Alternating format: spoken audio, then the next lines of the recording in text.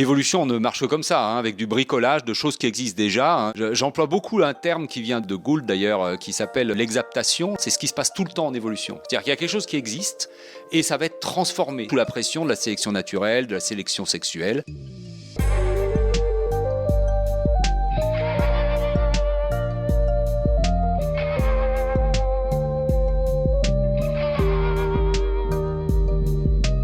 Nicolas Mathevon est bioacousticien. C'est aussi l'auteur du livre « Les animaux parlent, sachons les écouter », un livre publié début 2021 dans la collection Nature et Savoir chez Humaine Science. Les 4 épisodes diffusés aujourd'hui sont la suite et la fin de la grande série sur la bioacoustique. Je ne voulais pas vous faire attendre plusieurs mois avant d'écouter cette suite. Car cet été, en effet, nous allons tous souffler. Et vous pourrez en profiter peut-être pour vous remettre à jour et écouter tous les épisodes en retard dans le grand best-of d'été de Baleine sous gravillon. Dans cet épisode, en tout cas, nous allons parler du tambourinage du pic, qui est très intéressant car c'est l'exemple type du recyclage de beaucoup de comportements dans le monde animal. C'est une notion fondamentale qui s'appelle l'exaptation en biologie, que Nicolas va nous détailler. Nous parlerons aussi des cris du piranha et des cyclidés, ces poissons qui font la joie des aquariophiles, de ceux de l'Astyanax, ce poisson aveugle des cavernes, qui existe aussi en version avec des yeux. Et enfin, du très grand classique, Pinson de Darwin, qui est d'autant moins bon chanteur que son bec est gros. Les grandes gueules, ou plutôt les gros becs, n'ont pas la cote en la matière, apparemment. Ce que nous apprennent les langages des animaux, chapitre 5. C'est parti. Salut Nicolas. Salut Marc. Je suis ravi de te retrouver. On va continuer à parler du son de nos amis les bêtes. Dans cet épisode, on va enchaîner tout de suite sur un animal qui tombe sous le sens. Parler du canari. Tu lui réserves une bonne place dans ton bouquin. Qu'est-ce que tu as appris finalement des canaris ? Il me semble qu'il y a une notion d'origine du son, des vocalisations. Tu parles de ritualisation. Il me semble que c'est tout cet endroit où tu parles de ces choses. Je te vois lever les yeux au ciel. Non, le canari, bon, c'est un modèle d'étude pour 2 choses essentiellement. Ça a été un modèle d'étude pour l'apprentissage du chant chez les oiseaux, c'est une chose. Et puis, il y a aussi autre chose qui a été bien étudiée par d'ailleurs un laboratoire français. C'était Michel Kreutzer et Vallée qui avaient étudié ça. Donc c'est un chant qui est assez riche.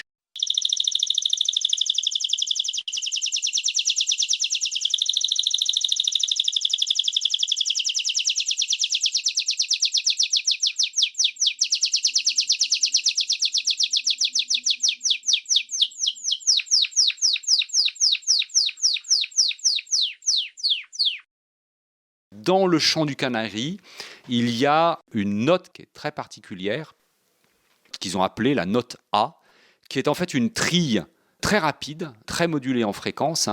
Et cette note A, elle a la particularité suivante, c'est que quand on la joue toute seule à des femelles canaris, la femelle canari se met en posture de copulation. C'est vraiment un stimulus pour la femelle canari. Et ce qu'ont montré en fait Kreutzer et Vallée il y a déjà pas mal de temps, ils ont montré que cette note A est relativement difficile à fabriquer probablement parce que voilà, il y a des variations en fréquence extrêmement rapides qui sont probablement assez compliquées à produire, que les femelles sont sensibles à cette note et que plus elle est rapide, plus elle préfère le mâle, et donc que c'est probablement un marqueur de la qualité entre guillemets du mâle. Très bien Nicolas, donc on va rester chez les oiseaux. Dans cette partie de ton bouquin, tu évoques un animal qu'on connaît bien aussi, qui est le pic. Et c'est là que tu t'es posé la question, ou que tu poses la question des origines et de la ritualisation. En gros, c'est vrai que les pics, tout le monde a en tête le bruit qu'ils émettent, pour le coup, qui n'est pas... Enfin, moi, je te laisse me raconter ça. Alors, les pics, donc, ce sont ces oiseaux qui ont l'habitude de taper sur les troncs d'arbres. Marteau-piqueur de la forêt. Exactement. Woody Woodpecker. Qu'on entend beaucoup, d'ailleurs, pour l'instant.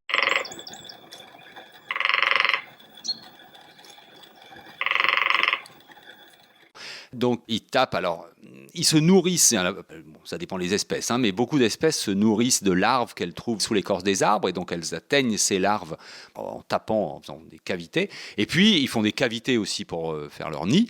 Et puis, ils utilisent aussi cette capacité qu'ils ont à taper sur les troncs d'arbres pour émettre des signaux.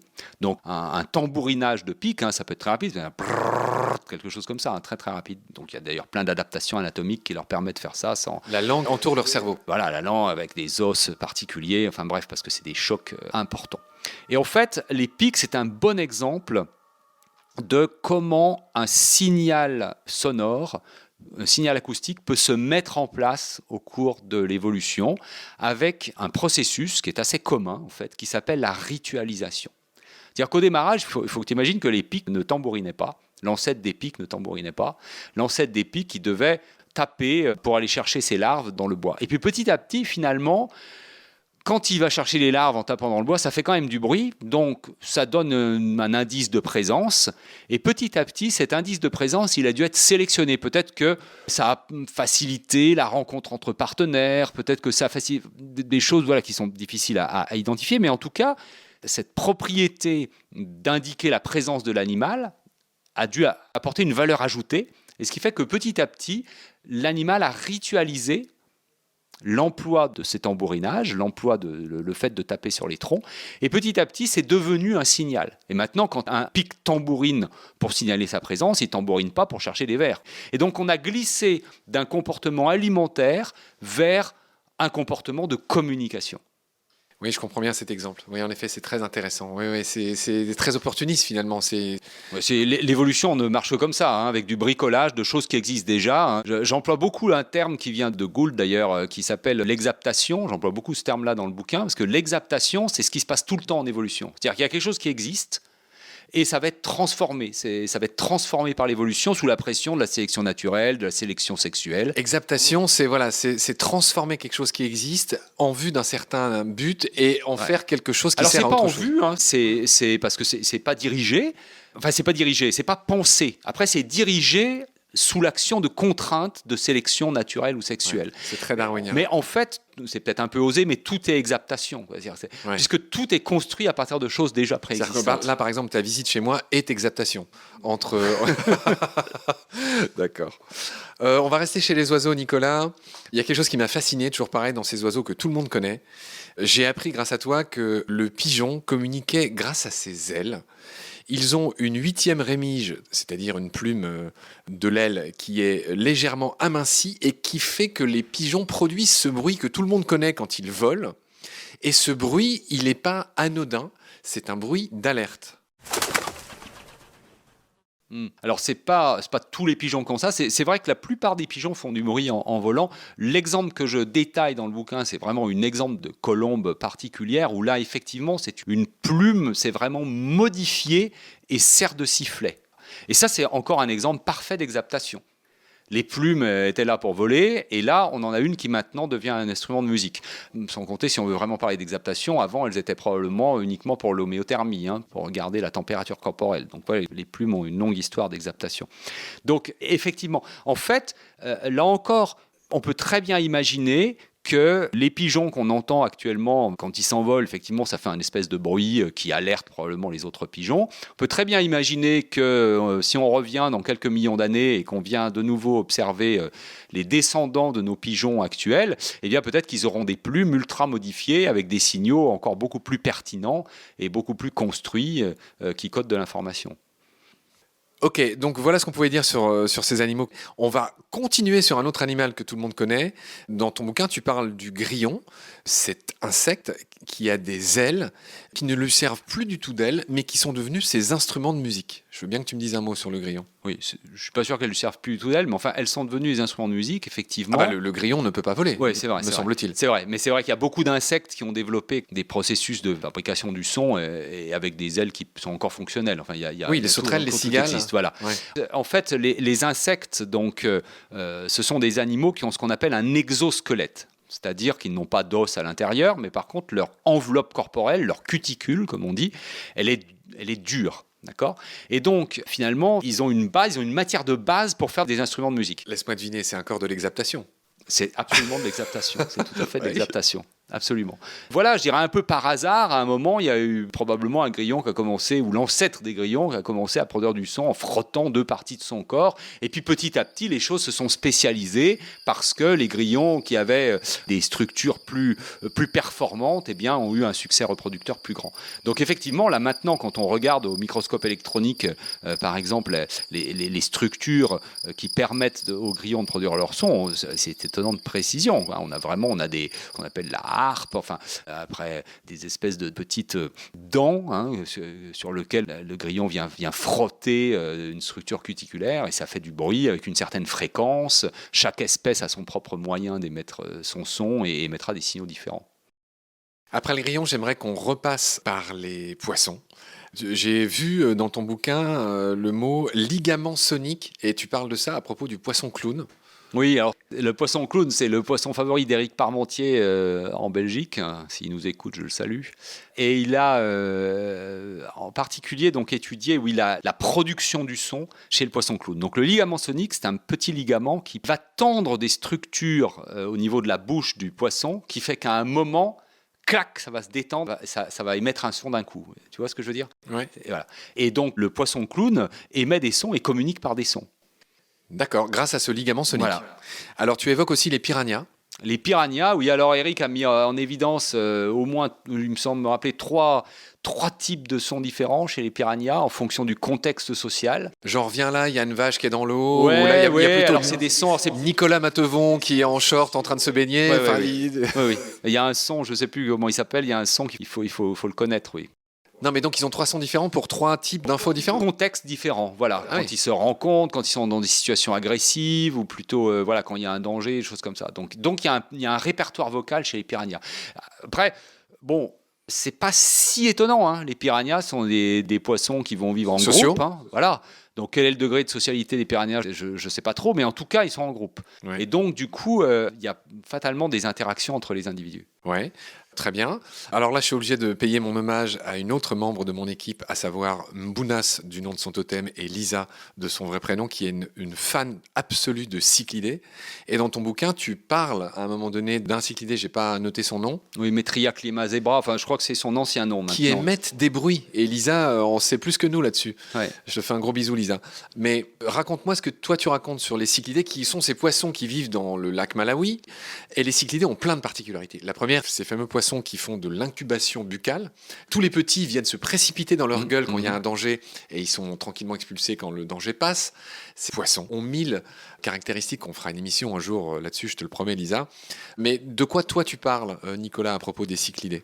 Alors, les cyclidés, bon, ils sont très pas prisés des aquariophiles. Ils ne sont pas qu'au lac Malawi, il y en a partout en fait, sur tout le globe, mais l'espèce qu'on étudie plus particulièrement au labo, c'est une espèce du lac Malawi, effectivement, donc en Afrique. Alors, c'est une espèce qui, il y a de la communication visuelle, parce que ce sont des poissons très colorés. Alors, c'est Metria clima zebra. Je crois bien que les spécialistes viennent de lui donner un nouveau nom, mais c'était sous ce nom-là qu'on le connaissait il y a quelques années. D'accord. Et donc, ce poisson a effectivement la particularité, là aussi, d'émettre des sons.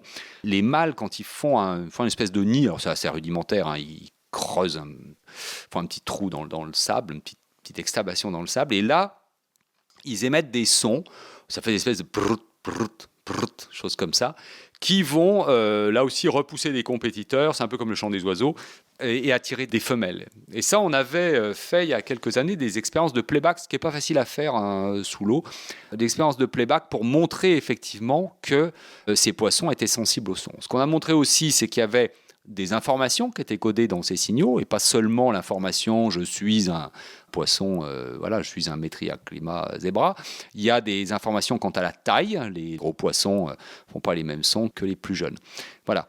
Actuellement, d'ailleurs, on continue d'étudier ces poissons au labo. Ma collègue Marilyn Bochot, elle étudie justement l'effet des bruits dus aux activités humaines sur ces poissons, sur le développement de ces poissons. Et elle montre que des larves de Metria clima qui sont élevées dans des ambiances bruyantes vont se développer beaucoup moins vite que des larves qui se développent dans des ambiances calmes. Ah, c'est incroyable. C'est comme moi à Paris, je suis en train de mourir là. Je vais m'expatrier. Il faudra qu'on parle, toi et moi. Je ne sais pas si Saint-Étienne est mieux loti, mais bon, il faut que j'aille à la campagne.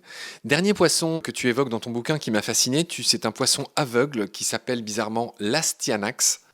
Et Astyanax, je le rappelle au passage pour les férus de culture, c'était le fils d'Hector et d'Andromaque, donc le petit-fils de Priam, donc de Troie. Voilà, alors pourquoi toi tu parles de l'Astyanax qui est un poisson aveugle ? L'Astyanax, c'est un poisson aveugle, c'est un poisson des cavernes, en fait. Donc, il vit dans des rivières souterraines, au Mexique. Il lui aussi produit des sons. Enfin, ce qui est très intéressant chez cet Astyanax, c'est que là aussi, c'est un modèle d'étude pour l'évolution parce qu'il y a une forme de surface et une forme de caverne. Et la forme de surface a des yeux et voit parfaitement, alors que la forme de caverne est totalement aveugle.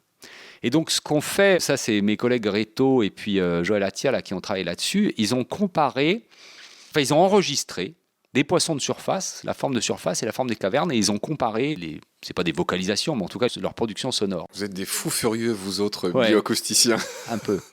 Et donc, en fait, ils se sont aperçus que ces poissons n'ont pas les mêmes productions sonores et ne les utilisent pas de la même manière. Et en fait, apparemment, alors c'est encore en étude, mais apparemment, il y a un signal sonore qui serait émis par les deux formes, mais qui dans un cas serait un signal sur la forme de surface, un signal plutôt agressif, et qui, chez l'Astyanax des cavernes, se serait transformé en un signal de regroupement alimentaire. Quand il y a une source de nourriture, il faut savoir que dans les cavernes, les sources de nourriture sont assez rares en fait. C'est un des problèmes de vivre dans une caverne, il n'y a pas grand-chose à manger, quoi.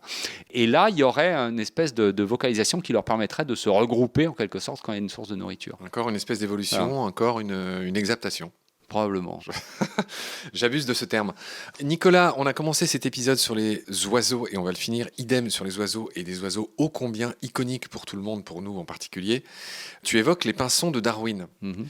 Et j'ai noté que, en gros, pour faire simple, que ceux qui ont un gros bec, ils chantent moins bien. Je veux bien que tu me résumes cette conclusion de ce chapitre qui est le tien. Oui, c'est pour répondre à la question comment des signaux de communication se mettent en place. Et là, comment les chants des oiseaux, finalement, se mettent en place avec leurs caractéristiques propres. Parmi les différentes possibilités, on a parlé tout à l'heure des pics avec l'exaptation. Une des possibilités, c'est ce qu'on appelle, peut-être pas très bien choisi comme terme, mais c'est ce qu'on appelle le caractère magique. C'est-à-dire que le signal acoustique qui est développé par l'espèce, en fait, il est dû à autre chose que juste la communication acoustique. Chez ces pinsons de Darwin, on a effectivement des espèces qui sont adaptées à manger des grosses graines, d'autres des graines plus fines, et ça s'est évidemment accompagné d'une adaptation de leur appareil buccal. Du bec. Gros bec, petit bec. Et en fait, quand tu as un gros bec avec un appareil vocal derrière qui est inféodé à ce gros bec, eh bien, tu vas avoir des contraintes pour produire tes sons qui vont être différentes des contraintes que tu auras quand tu auras un tout petit bec fin avec un appareil vocal derrière qui sera différent. Et donc, ça va imposer des contraintes différentes sur la manière dont tu vas produire ton chant. Donc plus tu as un gros bec, moins bien tu chantes, quoi. Enfin, en tout cas, c'est le cas des pinsons de Darwin. Oui. En gros, ce qui sous-tend cette idée, ce qu'il y a derrière, j'essaye de le redire simplement, tu me rectifies si je dis une bêtise, c'est que tout coévolue chez un même individu, dans une même espèce, et quand tu touches à quelque chose, le reste est touché, et donc c'est un peu logique. C'est ça. Mais tout est logique. De toute façon, la biologie, c'est très logique. C'est pour ça que c'est pas si compliqué à comprendre. Bon. Très bien Nicolas, sur ces considérations darwiniennes et pinsoniques, nous allons rendre l'antenne comme on dit. Je te retrouve avec beaucoup de plaisir pour la suite. Prends soin de toi, à très vite. Salut.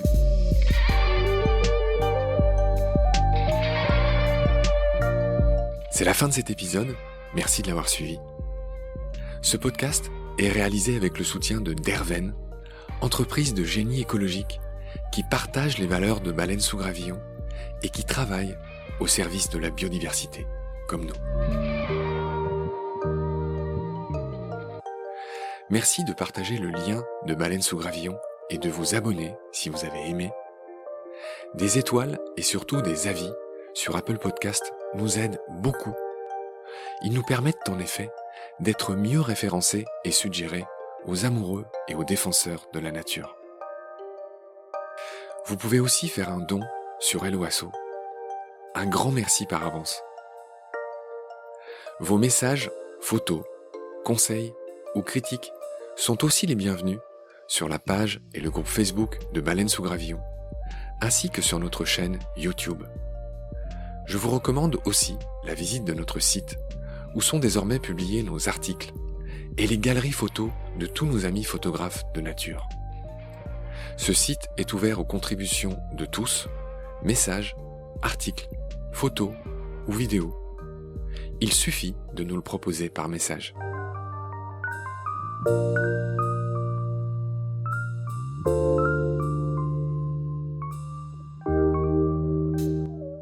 Je remercie tous mes équipiers pour leur aide précieuse, sans oublier Frédéric Colazzina et Gabriel Dallène, les compositeurs du générique. Je vous retrouve très vite pour de nouveaux épisodes. D'ici là, prenez soin de vous et de ce qu'il y a autour de vous. Merci. À bientôt.